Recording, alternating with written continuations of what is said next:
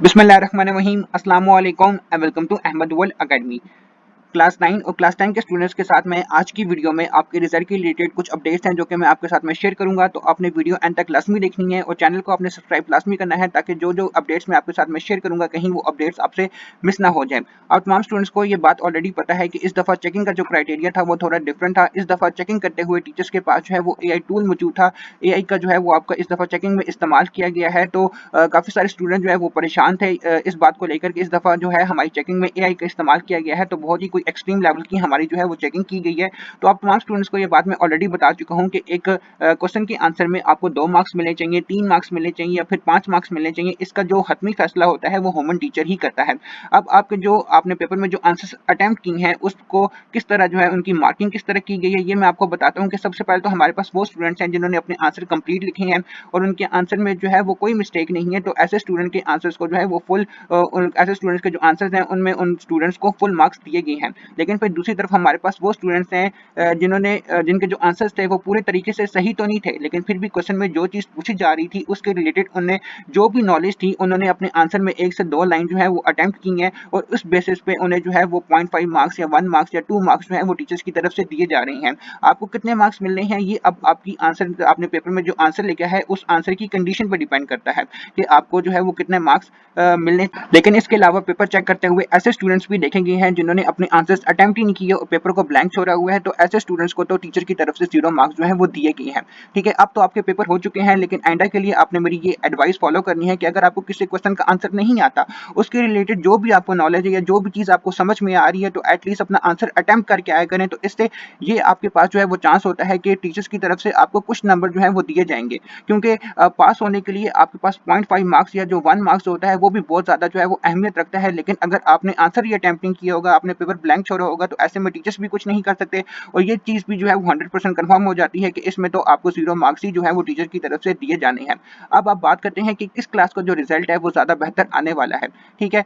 जो अब इस दफ़ा जो होगा, जो क्लास 10 का जो रिजल्ट होगा वो क्लास 9 के स्टूडेंट से जो है वो ज़्यादा बेहतर होगा, क्योंकि आपकी जो मार्किंग है वो ऑलमोस्ट फिनिश हो चुकी है और अब आपकी जो रिजल्ट कंपाइलेशन का जो प्रोसेस है वो स्टार्ट किया जा चुका है। तो एक रफली आइडिया हो जाता है कि इस दफ़ा जो है वो इस क्लास के जो स्टूडेंट्स की जो पासिंग रेशियो होगी वो इस क्लास से जो है वो ज़्यादा होगी। तो इस दफ़ा क्लास 10 के जो स्टूडेंट्स का जो रिजल्ट होगा वो क्लास 9 के एज़ कम्पेयर टू क्लास 9 वो ज़्यादा बेटर होगा। ये मैं क्यों कह रहा हूँ, अब मैं रीज़न के साथ जो है ये चीज़ मैं एक्सप्लेन करता हूँ। ठीक है, ये बात आप तमाम स्टूडेंट्स को पता है कि क्लास 10 के जो स्टूडेंट्स हैं और जो सेकंड ईयर के स्टूडेंट्स हैं वो इस दफ़ा 33% के क्राइटेरिया पे पास किए जाएंगे और दूसरी तरफ जो हमारे पास फर्स्ट ईयर के स्टूडेंट्स हैं और 9 के स्टूडेंट्स हैं वो 40% के क्राइटेरिया पे पास किए जाएंगे। पहला रीज़न तो ये है। दूसरा ये रीज़न है कि जब 10 क्लास के स्टूडेंट्स का रिजल्ट बनाया जाता है तो उस टाइम पे 9th और 10 दोनों क्लासेस के जो मार्क्स हैं उन्हें कंबाइन किया जाता है। फॉर मिसाल के तौर पर अगर 10 क्लास का कोई स्टूडेंट है और उसका किसी सब्जेक्ट का पेपर अच्छा नहीं जाता, लेकिन जब उस सब्जेक्ट के साथ जब आपके जो 9 क्लास के सब्जेक्ट के मार्क्स कंबाइन होते हैं और कंबाइन मार्क्स होने के बाद अगर आपकी उस सब्जेक्ट में 30% बन जाती है तो फिर आप पासिंग क्राइटेरिया पास कर लेते हैं और फिर ओवरऑल जो है फिर आपके उस एक पार्टिकुलर सब्जेक्ट में आपको जो है वो पास कर मार्क्स ओवरऑल जो है वो फिर जब मार्क्स कंबाइन होते हैं तो फिर हर एक पार्टिकुलर सब्जेक्ट में अगर आपकी 30% बनती है तो हर एक पार्टिकुलर सब्जेक्ट में आपको जो है वो फिर पास कर दिया जाता है। इसके अलावा फिर तीसरा रीज़न ये है कि जो 10 क्लास के स्टूडेंट्स होते हैं उनके बोर्ड का पहले एक्सपीरियंस होता है, वो बोर्ड के पहले पेपर दे चुके होते हैं, तो उन्हें पता होता है कि हमें पेपर किस तरह अटेम्प्ट करना है, किन मिस्टेक्स को हमें अवॉइड करना है और टाइम को किस तरह मैनेज करना है। तो वो मिस्टेक्स जो पेपर में होती हैं वो उन्हें कम करते हैं, जबकि जो 9 क्लास के स्टूडेंट्स होते हैं वो फ्रेश कैंडिडेट होते हैं, तो वो अगर ना चाहते हुए भी वो बाज़ औक़ात ऐसी मिस्टेक्स कर जाते हैं जिसकी वजह से उनके जो मार्क्स होते हैं पेपर में वो डिडक्ट कर लिए जाते हैं। तो